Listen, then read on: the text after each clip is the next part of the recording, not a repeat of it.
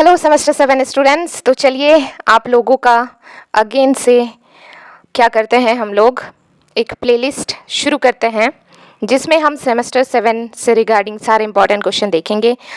तो चलिए शुरू से शुरू करते हैं, लेकिन कमेंट करना है आपको, लाइक करना है, शेयर करना है, तब मैं समझूंगी कि यस आप लोग भी इंटरेस्टेड हो।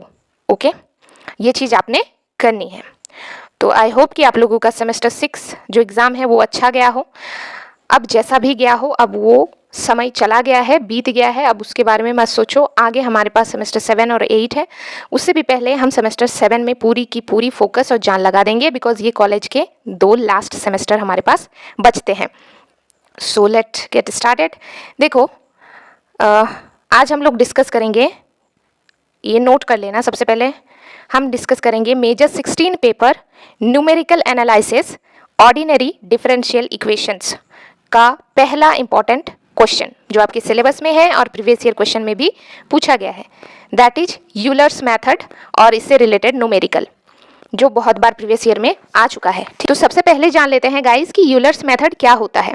सी, in this method we get approximate value of ordinary differential equation. देखो, कोई भी ऑर्डिनरी डिफरेंशियल इक्वेशन होगा, उसका अप्रोक्सीमेट वैल्यू हमें यूलर्स मेथड के थ्रू मिलता है। ठीक है, मतलब एग्जैक्ट नहीं, अप्रोक्सीमेट। ओके, बट कैलकुलेशन आपको सही करनी है। अगर कैलकुलेशन में अगर आप मिस्टेक करते हो तो फिर अप्रोक्सीमेट तो दूर की बात है, मतलब आपका आसपास भी आंसर नहीं आएगा और करेक्ट तो होगा ही नहीं।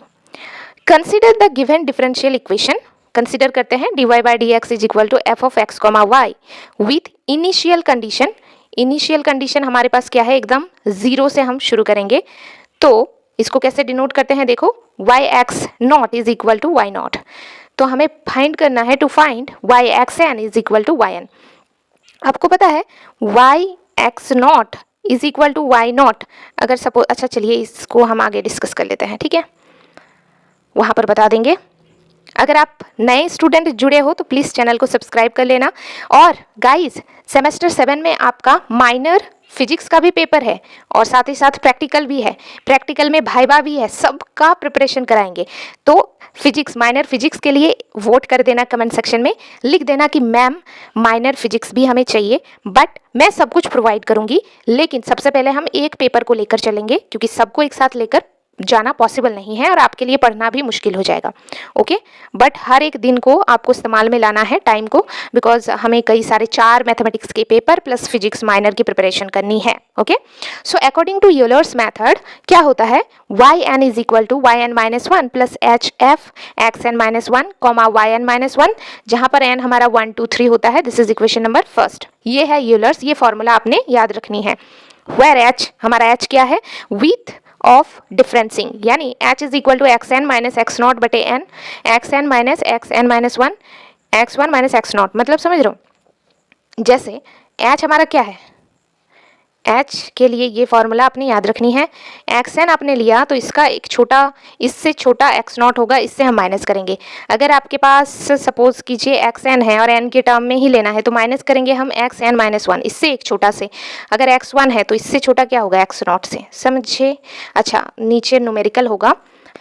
देखो, जब आपको कहे ना कि डिस्कस यूलर्स मेथड, देन आपको ये लिखना होता है, ठीक है। तो आपको नोट करना है, ये भी पूछा जाएगा।